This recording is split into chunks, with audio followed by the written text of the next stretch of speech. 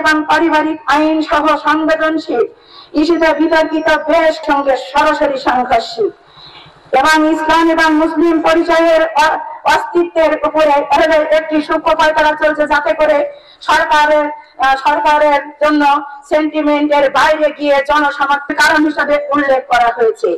ফ্যাসিবাদের আমলে ও গণবিরোধী এই ধরনের প্রস্তাব গণস্বীকৃত হয়েছে এবং বলে বাংলাদেশের সরকার 2টি ধারায় 2 এবং 16 আপত্তি করেছিল।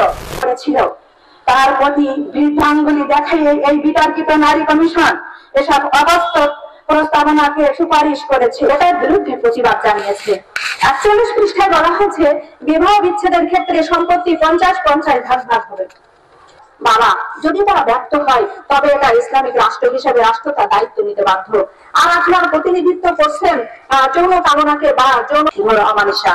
সংস্কার একটি চলমান প্রক্রিয়া, সংস্কার হতে থাকবে, সংস্কারের উদ্যোগ নেওয়া হচ্ছে, সৃষ্টি হবে।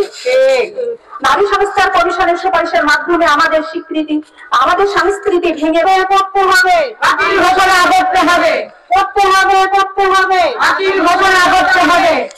ওই 85 যায় একজন নারীকে পারিবারিক দায়িত্ব পালনে নিরুৎসাহিত করা হয়েছে, ফলে পরিবারে অশান্তির পথ সৃষ্টি হবে। এতে পরিবার থেকে সমাজে অশান্তি দাবানল দিতে হবে।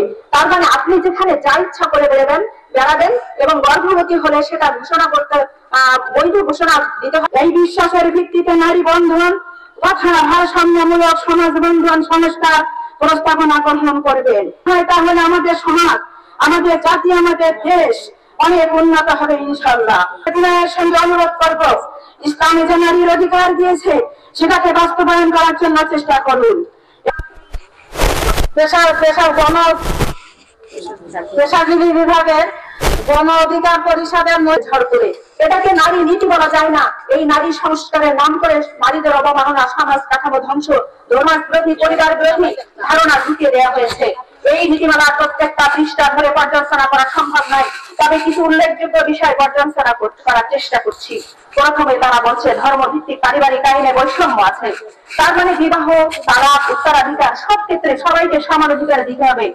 আসলে ধর্মীয় আইনের তালাক এক পক্ষ থেকে দেয়, তাই বিবাহ বিচ্ছেদ যে পরিমাণে বেড়ে গেছে, আর যদি 2 পক্ষ তালাক দেয় তাহলে এটা বেড়ে কত পরিমাণে দাঁড়াতে পারে, নিশ্চয় এটা আমাদের বোধগম্য হবে। 26 নম্বর হবে হাল ধরুন। হাল ছিঁড়ে গেলে, কাঁচি ছিঁড়ে গেলে এই জনসমুদ্রে আপনাকে পিষ্ট হতে হবে। আর আমরা